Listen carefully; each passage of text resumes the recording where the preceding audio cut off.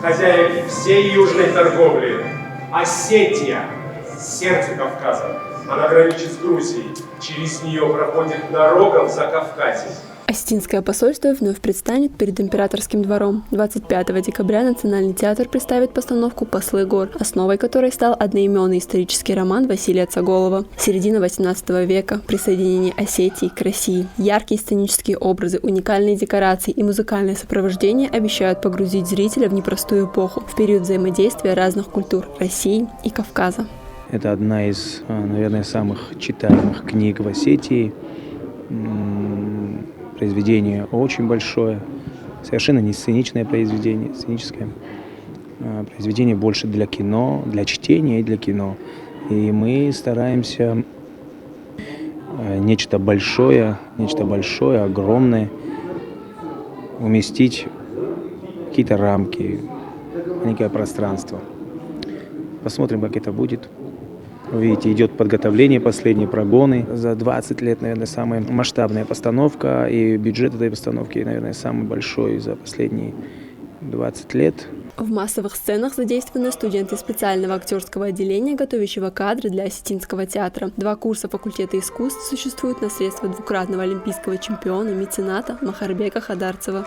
Чтобы театр полноценно функционировал, чтобы театр жил и развивался, конечно, там нужна молодая кровь. Конечно, мы должны привлекать молодежь, и за это огромное спасибо Махарбеку Хазбиевичу, который нашел возможность оплатить студентам, которые в будущем, я надеюсь, что они придут в Осетинский театр. Махарбеку Хазбиевичу огромная благодарность от имени Осетинского театра за то, что мы имеем таких ребят, которые в скором времени будут рядом с нами развивать национальный театр. Он сделал все для того, чтобы они получили дипломы, а мы сделаем для того, чтобы они пришли. Но от них зависит желание их, дисциплина их, любовь к Осетинскому национальному театру. И чтобы их душа и их тело было здесь, в этом театре. Они участвовали в спектакле «Овод», это Фариза Сикоева, это Алан Зигоев, Коста Хугаев.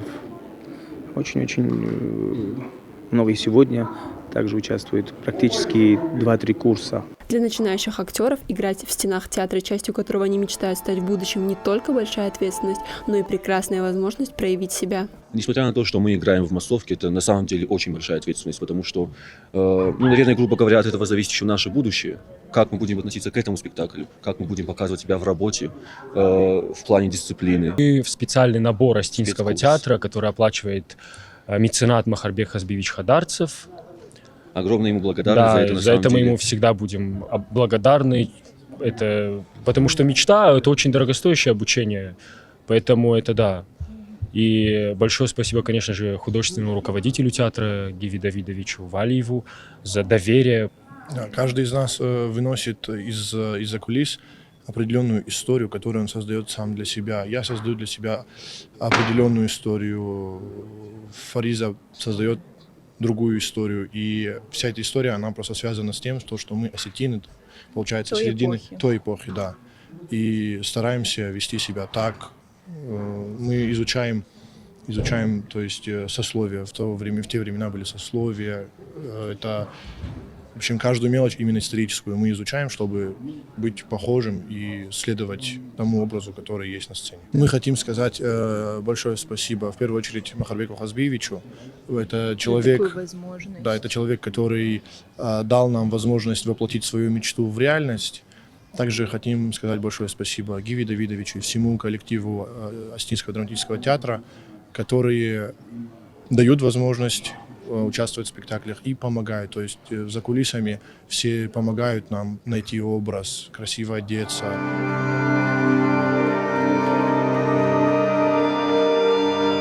Не как другие приберут к рукам этот богатый край, но главное запомни. Все, что не делается именем моим, все, что не творится, все должно быть добровольно.